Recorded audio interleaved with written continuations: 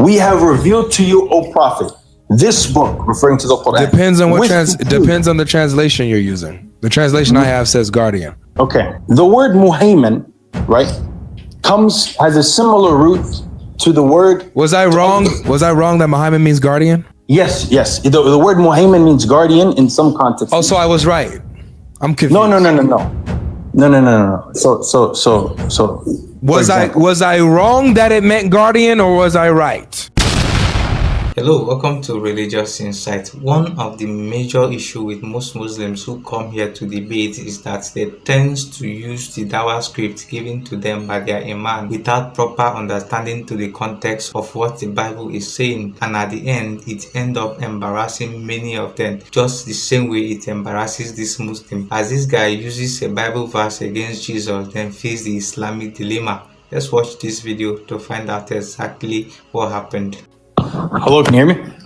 How you doing? Pretty good. How are things? Good. I'm good. Okay, so I just have a quick question.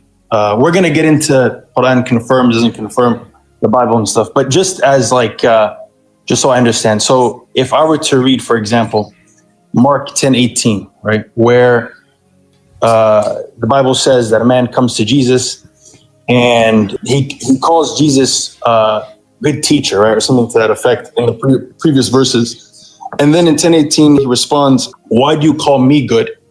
Jesus answered, "No one is good except God alone," which would imply that Jesus and the Father are distinct from one another. Would that be true? That is true, that the Father and Jesus are distinct from one another. That's absolutely true. Okay, so you don't believe in the Trinity? That they're not, or explain it to me. I mean, maybe I'm misunderstanding. That, you know what? I love that, man. I love that you said, explain it to me. So, yes. So the Trinity is the belief that there is one divine essence, one God, who consists of three distinct persons. So the distinction is not in their nature, but it's in their personhood. So the Father is not the Son is not the Spirit, and vice versa. They're distinct persons that are united in the same essence. So was it erroneous for the gentleman to call Jesus good? No, but he didn't really believe it, or else he would have followed him. So if you keep reading the context, Jesus exposes his heart, and that he really didn't truly believe that Jesus is truly, because he didn't want to give up his exactly. Yeah.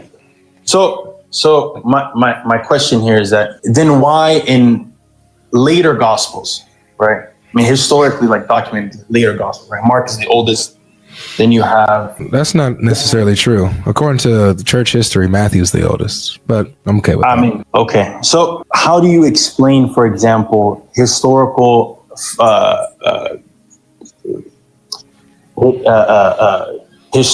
archaeological findings of the Bible differing from the modern Bible we have? Like what? For example, the Johannine comma, for example. Right? So a lot of John is not found in earlier manuscripts. You said what? The Johannine comma. Okay, 1 John 5:7. Yeah, so this is pretty much by scholarly consensus to not have been in the oldest versions of the Bible. You mean the earliest manuscripts that we have? At least. By the way, just to preface, right?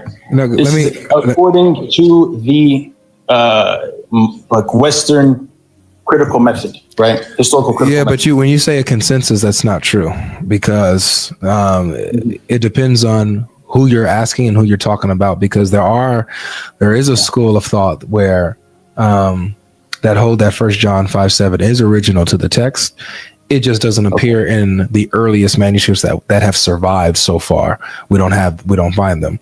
The reason why they say this is because we have church fathers that date even earlier to than the manuscripts that we have that quote it. You know, we got Cyprian, and there's another guy, I'm slipping his name right now, but these guys are earlier than the manuscripts that we have, and we find them quoting and using 1 John 5:7.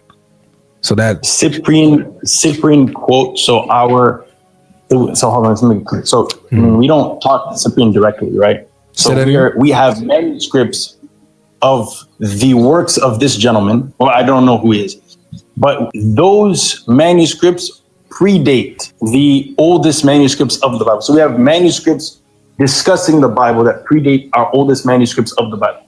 Yeah, we have, we have church father quotes that date earlier than some of the manuscripts that we have, and have an earlier tradition than the manuscripts that we have. And so Cyprian, who existed before the manuscripts that we have, writes and he quotes 1 John 5:7. Okay.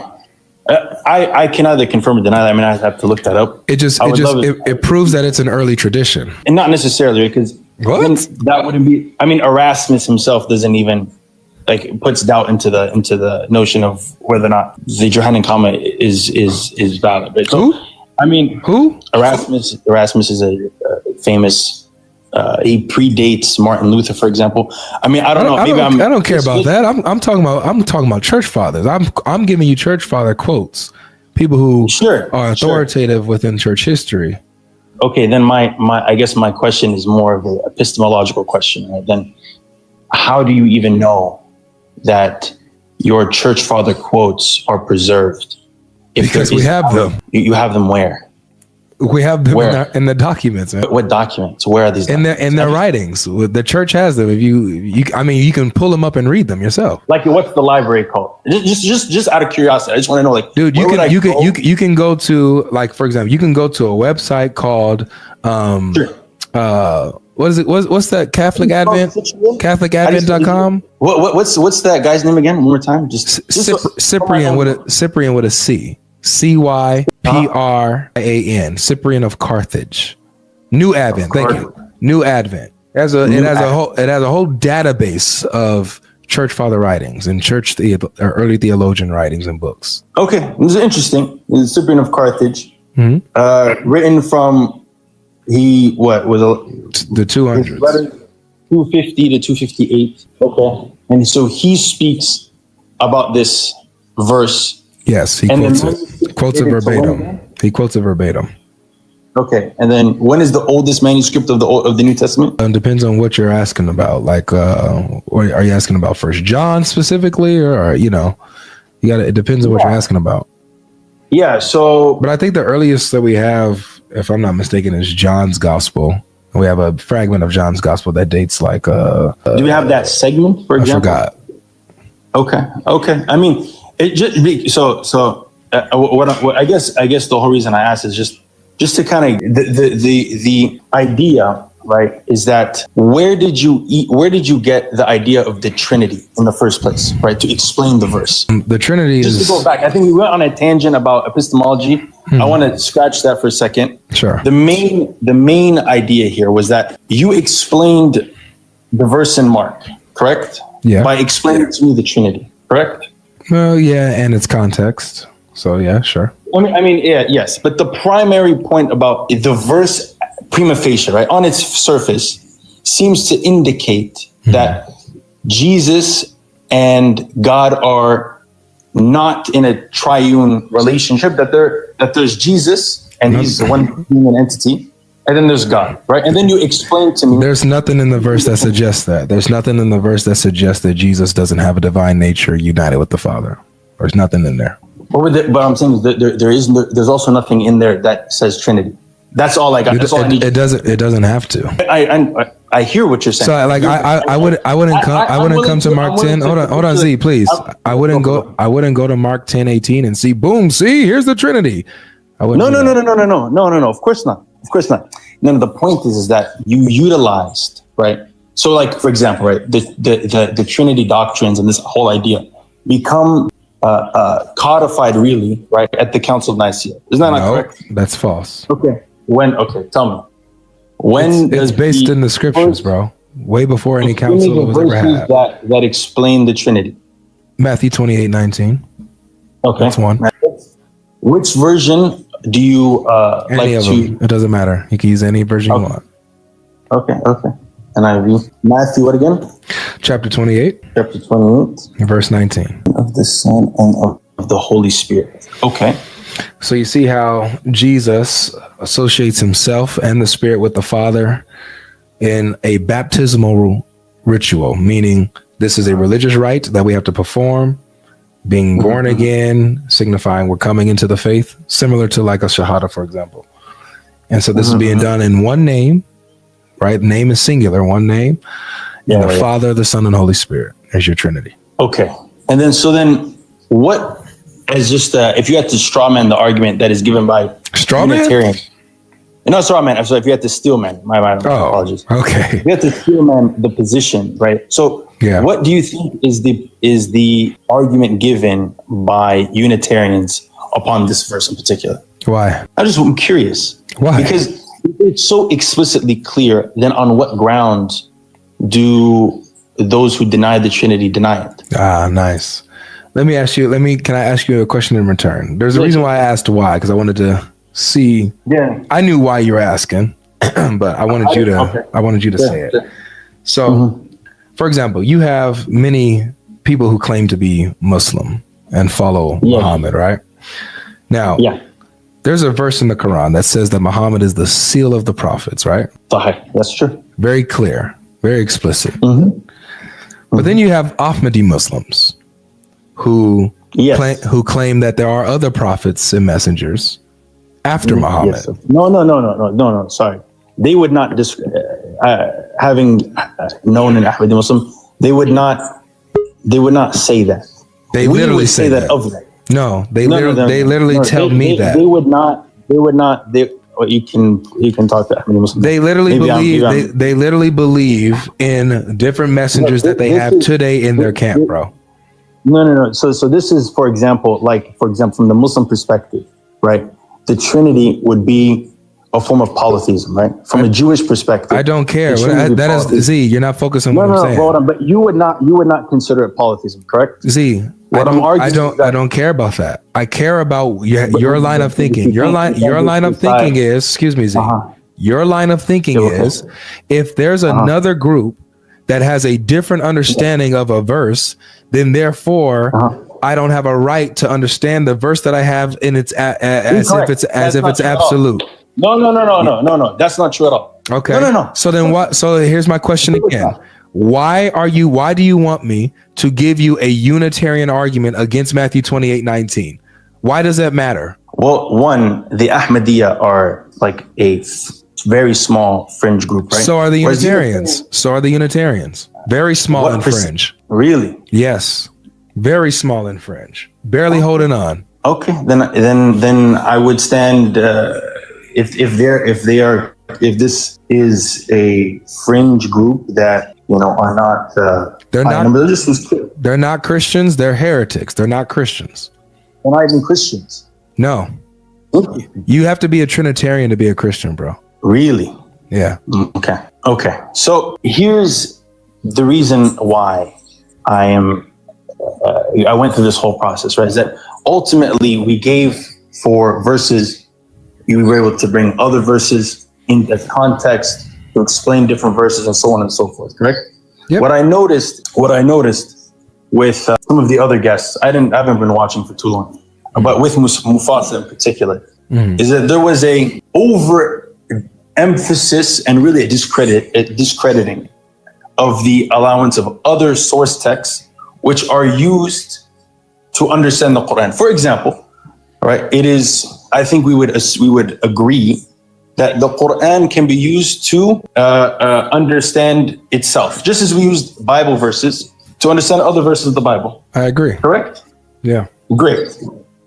So with that being said, you acknowledge, for example, right, that, and we'll come to the word muhaymin in a little bit, but we used, for example, that the Quran calls itself the Furqan. So Furqan means something that differentiates. No. That sets. It means a criterion. Okay. Can you explain to me the Arabic roots of Furqan? Give me. Do you agree that the word just means criterion, bro? Let's cut straight to the chase. We ain't gotta do all this. Does it mean criterion? In the word Furqan means, so one thing to be clear. Let's actually go one step further. So let's one step back, brother. I asked you something simple. Hold on. You're doing too much over explanation. No. Just simply. Because when I allowed you to explain, so does the word mean criterion? Yes or not? What's your name, by the way? So I know how to address you. Shake Logic. Okay. Well, basically, Does the word for con mean criteria? In the chapter about Z. God says No. I'm asking you a straight question. Okay, we'll pause here. I got you. So now you're already manifesting. This is amazing. It's amazing what you guys do. You guys just start erupting, man. Go into straight bot mode and manifest. This is insane. Come back to humanity. Please come back to humanity. We can have a good discussion. I don't need an over explanation of you talking about other things that I didn't ask you. Simple. Does the word for con mean criterion? Yes or no, bro? Oh, am I back online? I'm not muted anymore? No, you're not muted. Oh, okay. So, okay, good. The Quran explicitly says that it is to be understood in the Arabic language. So the word furqan in the contexts where it is translated as criterion, it is criterion. Does that make sense? So for example, if I were to bring up a word in English, right, that can have multiple meanings, because words can have multiple meanings, and I translate it into a different language, right? For example, the word Elohim. Jesus Christ is the Lord of hosts, God Almighty. Do you hear yourself? Why are you so? No, I'm giving. You can't even give me a simple answer, bro. I already told you. You even interrupted. You even interrupted yourself by saying, for example. And then you began to give, for example, and then interrupted yourself, for example. It's not an interruption for myself. I elaborate. So let's slow it down. Slow down, because you're I don't know if you're anxious or something. You gotta slow down, bro. Especially for me and the audience. Slow down. I will make concise. Be concise. What I'm saying be is simple. Listen to what I'm saying to you, Z. Yes. You're talking over me again. Listen and here it goes. This will be the last time I do this. If I have to mute you again, you're out of here. You can go be a full bot somewhere else. So, straight up, that's all I need is a straight up answer. Does furqan mean criterion? Yes or no? And then elaborate. You can unmute yourself. All you got to do is hit the microphone button. Okay. The answer is no. Thank you. So it doesn't mean criterion. That's all I needed. Now, watch this. I'm going to go to you and I'm going to show you the lexicon. I'm going to show you the roots and I'm going to show you what it means, what it tells us, what it gives us. And if you disagree with that, that's on you. You know, I can't force it on you, but I'm just going to show you the source of where I'm getting my information from. Sure. Okay. So here is the roots and lexicon of the word criterion. Hold on, I'm about to show it. Okay. Here it is. Furqana, criterion. Yeah. Yes. Gives the root right here, right? That's what it says it means. You're saying means to separate. You're saying it doesn't mean criterion. No, it means to separate. Farraq means to separate. Okay. So this is wrong. No. Again, one more time to be very clear. By the way, the word criterion also, it means a principle or standard by which something may be judged, right? Yes. So we gotta understand. Though just a first principle that we have to admit is that the Quran, by admission of itself, is that it is to be understood in the Arabic language. True or false? Sure. Right. This is in the 4th verse of the chapter about Joseph, which is somewhere in around 10. How does this help us, please? So what this means is that unlike, for example, right, when you read Matthew, right? When you read the verses from Matthew, when you read the verses from Mark, I had to ask you, what translation do you read, correct? No, you didn't. Oh, okay. So that's true. I did not have to ask you, but I could have asked you. Right? There's different translations. That's the whole point. But every translation says the same thing. So what is the point here that we're getting every verse, but not in every verse. Z, what is the argument? What is the argument? The argument is that we have. Is there something? Wait, just to be clear, is there something that I said earlier with Mufasa that you disagree with? What I disagree with is that you are using the English translations when it befits you, and then claiming that the English translation is wrong when it befits you. And what, for example, give me a direct. Hold on, give me a direct example, please. That was in verse 5, chapter 5, verse 48. You said the word muhayman does Means not guardian. mean in that context. Exactly. Okay. But yet, if we were to read the translation, what would it say? It says guardian. No, it says that it is an authority. It says, we have revealed to you, O prophet, this book, referring to the Quran. Depends on depends on the translation you're using. The translation I have says guardian. Okay. The word muhaymin, right, has a similar root to the word. Was I wrong? Was I wrong that Muhammad means guardian? Yes. The word muhaymin means guardian in some contexts. Oh, so I was right. I'm confused. No.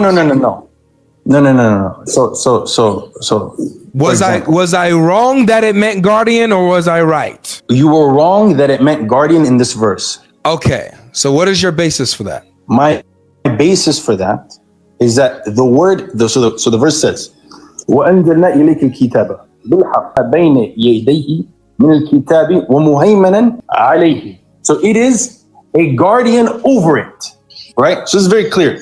What does it mean for something to be muhaymin upon something? It protects. What it means is to protect that which is truthful within the prior scriptures, if you want to use the word protect. Meaning that within the other scriptures there are falsities and there are truthful parts. That's not what it says. That's false. Where do you get that from? No. Where do you get that from? From the understanding of the Arabic.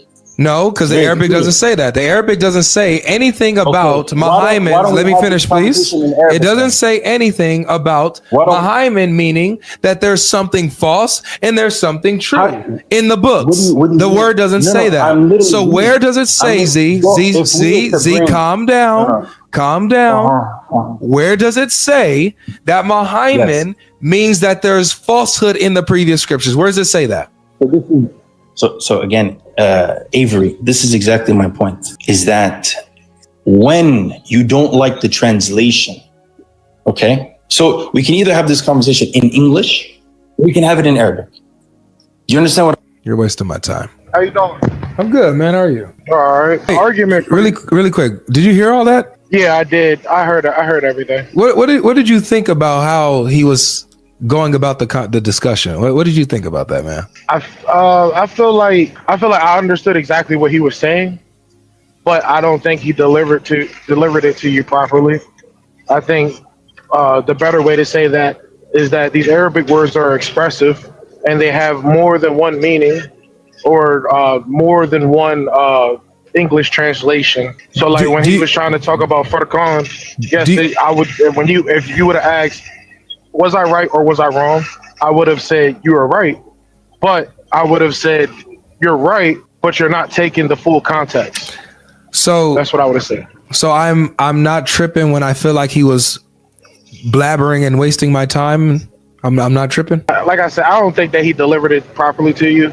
And I mean, a lot of people when they engage with you, they don't really know how you kind of hinge on certain ways that they try to deliver it. So I rightfully kick them. I mean, that's not for me to say. I want your opinion. When you're listening to that, are you like, man, Avery, get rid of this person?